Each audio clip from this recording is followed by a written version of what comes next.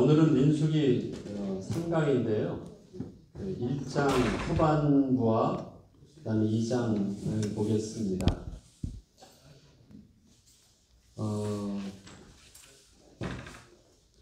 민수기 1장 47절로 54절에는 레위 지파는 계수하지 말라고 말씀하십니다. 그 이유는 무엇일까요? 우리 한번 민수기 1장 47절로 54절까지 한번 읽어보겠습니다. 계속해서 시간 때문에 성경을 안 읽기 시작하니까 본래 취지랑 조금 어긋난다는 생각이 좀 들어서 한번 좀 읽어보겠습니다. 47절부터. 그러나 레위인은 그들의 조상의 지파대로 그 계수에 들지 아니하였으니 이는 여호와께서 모세에게 말씀하여 이르시되 너는 레위 지파만은 계수하지 말며 그들을 이스라엘 자손 계수 중에 넣지 말고 그들에게 증거의 성막과 그 모든 기구와 그 모든 부속품을 관리하게 하라. 그들은 그 성막과 그 모든 기구를 운반하여 거기서 봉사하여 성막 주위에 진을 칠지며 성막을 운반할 때에는 레위인이 그것을 걷고 성막을 세울 때에는 레위인이 그것을 세울 것이요 외인이 가까이 오면 죽일지며 이스라엘 자손은 막사를 치되 그 진영별로 각각 그 진영과 군기 곁에 칠 것이나 레위인은 증거의 사막에 진을 쳐서 이스라엘 자손의 회중에게 진노가 임하지 않게 할 것이라. 레위인은 증거의 성막에 대한 책임을 지킬지니라 하셨습니다. 이스라엘 자손이 그대로 행하되 여호와께서 모세에게 명령하신 대로 행하였더라.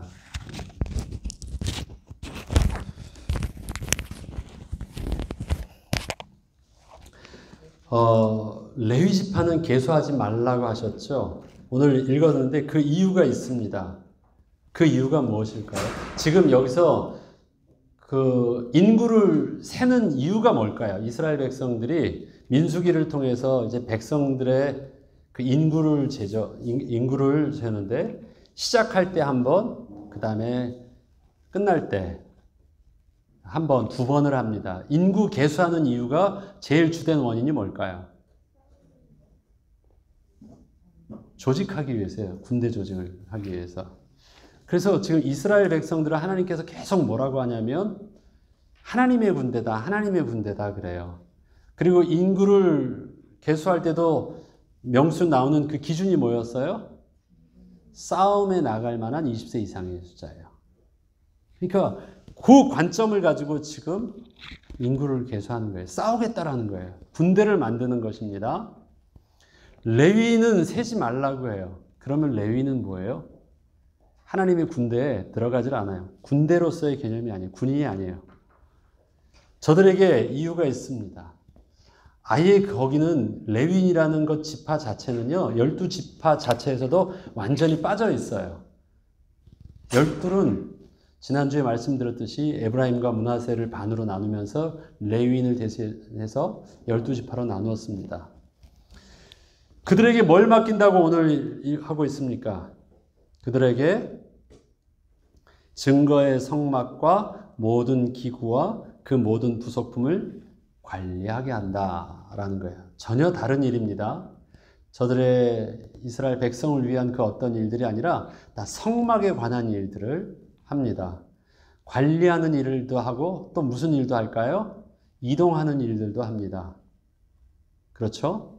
관리하는 일, 일하는 일. 특별히 거기서 성막 안에서 제사 드리는 일들은 레위인이 아니라 제사장들이 하지만 제사장들 또한 다 혈통으로는 다 레위인이에요. 모세가 어느 지파입니까? 레위 지파죠. 레위인의 남자, 레위인의 여자를 통해서 낳았다. 그게 모세의 시작입니다. 레위인이에요. 모세의 형도 아론이 대제사장 됐죠. 아론도 그러면 레위인. 그런데 그 레위인이었지만 특별히 아론의 족속, 아론의 그 가문을 제사장 가문으로 따로 구별한 거예요. 자, 그들이 증거의 성막과 모든 기구와 모든 부속품을 관리하겠죠.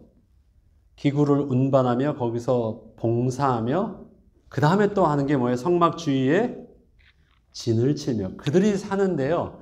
사는 것은 성막을 가운데로 해서 동서남북에 네 군데로 해서 세 지파씩 이렇게 다 서는데요.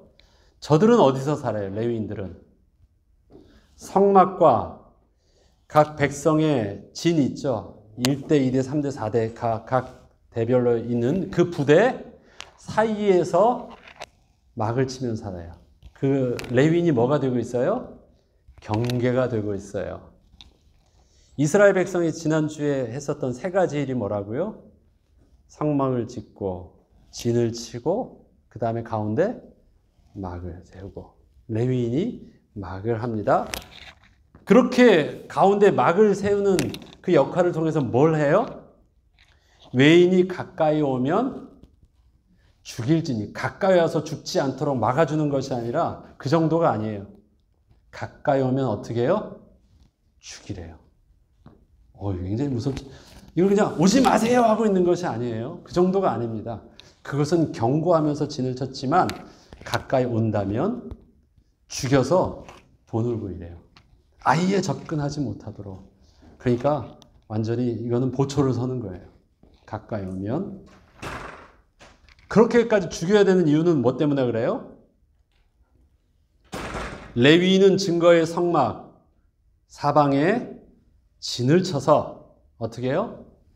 이스라엘 자손의 회중에 진노가 임하지 않게 할 것이다 라는 것이에요. 이스라엘의 진노가 임하지 않게 하는 역할을 레위인이 합니다. 하나님은 하나님의 백성과 함께하기 위해서 얼마나 마음에 큰 소원을 두고 성전도 하나님 성막도 짓게 하시고 그들 가운데 함께 하시기 위해서 하나님을 소원하셨어요. 그리고 마침내 함께 하셨어요. 그런데 그 함께 하심의 비밀은요, 선이 있습니다. 하나님이 함께 하셨는데 하나님이 함께 하셔도 하나님의 거룩함을 지킬 수 있도록. 그래야지 백성들이 사니까. 그래서 함께 하시는 만큼 더 하나님의 거룩하심과 하나님의 온전하심 속에서 저들이 성결한 백성으로 하나님을 경외하는 법을 배워야 됐어요. 레위인이 그 역할을 합니다. 그 역할을 할 때 여러 가지 그 부수적인 그들의 일들도 있지만 그 삶 자체가 위치가 어디예요? 경계 라인을 두어서 선을 지키도록 한 위치입니다. 제가 그 대학원 때 조직신학을 배울 때 제일 첫날 하셨던 그 조직신학 교수님이 하셨던 말씀이 기억을 해요. 조직신학을 왜 배우는 줄 아느냐? 그것은 성경을 더 깊이 파고 그 다음에 신학적으로 더 많은 것을 더 쌓기 위해서 하는 것이 아니라는 거예요. 그분 말씀이 뭐냐면 선을 넘지 않도록 하기 위해서 한대요. 막 내가 은혜 받았다고 해서 성경을 통해서 막 해석하고 생각되어지는 대로 막 하다 보면 선을 넘는다는 거예요. 근데 조직신학을 통해서 뭐 해요? 내가 해야 될 정확한 선 안에서 은혜 가운데 학문 연구하는 법을 배우고 하나님을 묵상하고 하나님을 연구하는 법을 배우는 거예요. 그래서 더 넘지 않도록. 자유주의 신학은 뭐 합니까? 보수주의와 자유주의 신학과 차이가 자유주의 신학은 생각되어지는 대로 올라가요. 거기서 또 더 기발한 생각이 나오면 그걸 받고 또 올라가 계속해요. 그런 것이 아닙니다. 레위인의 역할은 바로 그것입니다. 여러분들이 교회를 가까이 제가 아까 설교 때도 말씀드렸는데 문득 그 생각이 들었어요. 우리는 뭐 지금 레위인과 같이 목회자의 사명을 레위인과 막 비슷하게도 이야기하잖아요. 얼핏 그렇게도 이미지를 생각도 할 수 있는데 근본적으로 다른 게 있어요. 우리는 어떻게든 교회 오라고 하고 예배 오라고 하고 전도하고 막 하잖아요. 가까이 오면 좋은 거 아니에요. 레위인은요, 가까이 오지 못하게 하는 게 레위인의 사명이에요. 레위인의 사명. 뭘 지키기 위해서? 하나님의 거룩하심을 지키고 하나님의 그 거룩하심을 기준으로 해서 이스라엘 백성들도 거룩하게 하는 법을 배워요. 내가 거룩하니까 너희도 거룩해라. 그 거룩함을 배우기 위해서 뭘 할 줄 알아야 돼요? 선을 지켜야지 그 거룩함을 배워요. 그게 늘 보진 거예요. 레위는 그것 역할만 하는 것이 나아가서 직접 싸우는 것 이상에 훨씬 더 중요했어요. 그것을 감당하게 했습니다. 성막은 분명히 하나님의 임재를 상징하는 장소입니다. 상징하는 장소에 하나님이 거기 계시겠습니까? 그런 거 아니에요. 그러나 하나님이 거기서 너와 만나겠다고 약속하셨기 때문에 거기 하나님이 계신 거예요. 그래서 일반 템플, 우상 숭배하는 것과는 다르지만 상징적이지만 그 상징은 실제성을 가지고 있기 때문에 우리는 그 하나님의 임재하심과 동일한 영적인 그 거룩함과 경외함을 가지고 우리가 그 하나님 앞에 서려고 해야 되는 거예요. 그 하나님의 임재가 이스라엘 백성의 진 한가운데 있습니다. 한가운데. 그 중심으로 이스라엘 백성들이 다 진행하고 살고 인도를 받는 것입니다. 자, 이스라엘 자손이 여호와께서 모세에게 명령하신 대로 다 준행한 일들이 있습니까? 자, 지금 한 건 레위인이에요. 그러면 이스라엘 백성들이 다 명령하신 대로 준행한 일들은 어디 나옵니까? 제일 마지막 절입니다. 2장 마지막 절 보죠. 자, 33절은 레위는 계수되지 않았다라고 하고요. 34절 함께 읽어보겠습니다. 시작. 이스라엘 자손이 여호와께서 모세에게 명령하신 대로 다 준행하여 각기 종족과 조상의 가문에 따르며 자기들의 길을 따라 진치기도 하며 행진하기도 하였더라. 자, 이스라엘 백성들이 한 일들을요 간단하게 말을 하고 있습니다. 조상의 가문에 따르며 자기들의 길을 따라서 진치기도 하며 행진하였다. 그들이 전체적인 움직임과 시간표는 여호와께서 인도하심 따라 그들이 함께 움직입니다. 그러나 그 움직임 안에는요 1, 2, 3, 4대 그러니까 네 군대가 있었어요. 네 동서남북의 네 군대를 중심으로 거기는 각자의 대표 지파가 있었고요. 거기는 구대를 상징하는 깃발이 있었습니다. 그 길을 따라서 또 그들이 움직였어요. 그 4개의 군대로 편성되어 있지만 4개의 군대 안은 또 3개의 각 지파별 그룹이 있었습니다. 각 지파의 그룹이. 그 4대를 각 부대에서는 대표 리더가 있었지만 또 각 지파에서도 장로들의 리더들이 있었습니다. 각 리더들은, 그러니까 각 지파들은 자기들의 색깔이 있었어요. 나름대로 다 특징이 있잖아요. 그래서 그들의 전통과 그들의 각 가문의 색깔을 가지고 그들이 그대로 삽니다.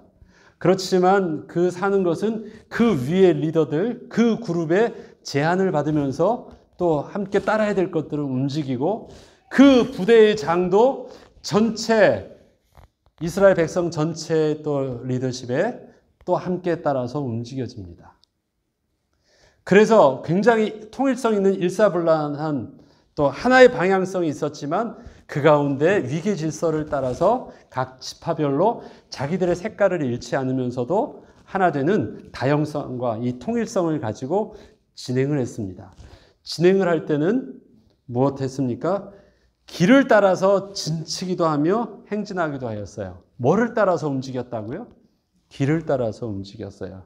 그 길은 어떻게 해요? 여호와 하나님께서 움직이라고 하시면 움직였다라는 거예요.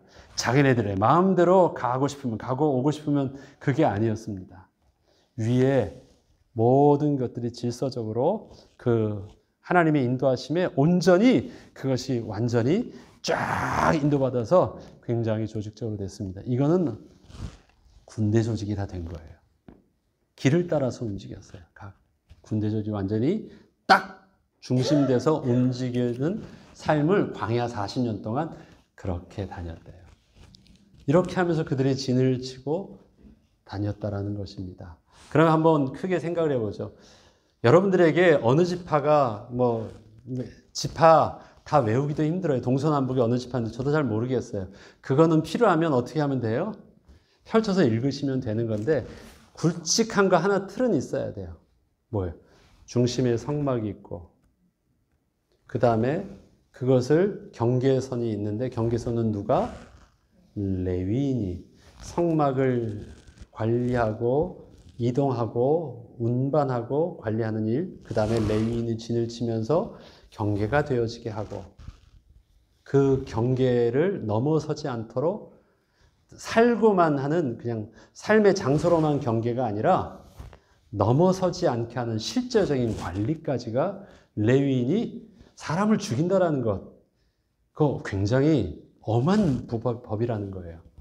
네. 혹시 공차다가 훌쩍 넘어왔다고 해서 넘어가면 큰일 나는 거예요, 이거. 자, 그렇게 했고, 각자 동서남북의 진을 따라서 움직였다. 그게 진을 치기도 하고, 걷기도 하고. 그런데 또 출애굽기나 민수기에서 보면 또 그 말씀도 나오죠.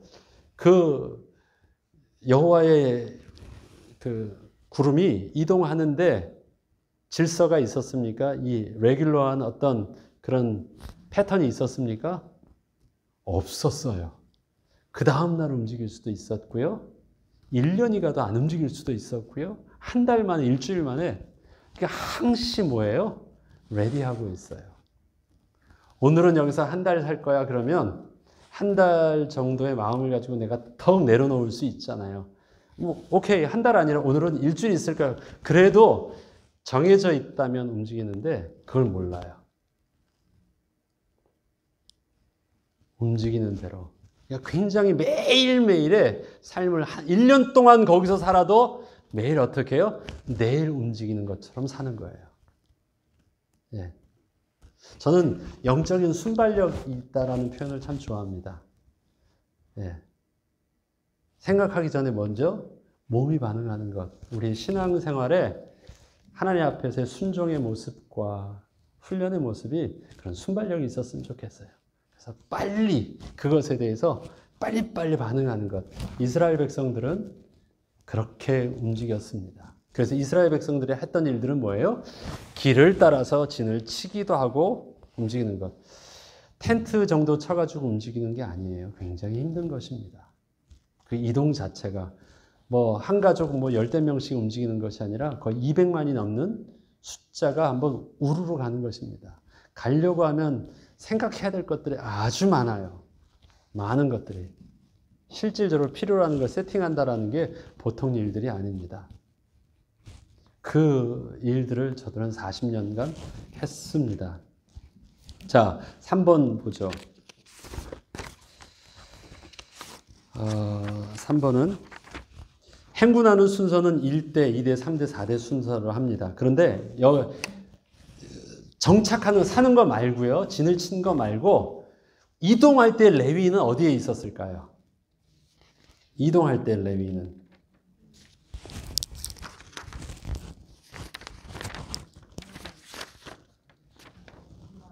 자, 어디 한번 볼게요. 이동할 때요. 자, 그러면 한번 이동하는 순서를 제일 한번 볼까요? 제일 선두에 뭐가 섭니까?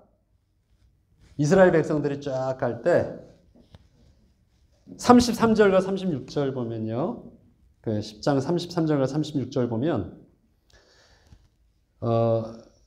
나중에 민수기 10장을 한번 읽어보시는데 제일 먼저 뭐가 쓰냐면 법궤가 섭니다.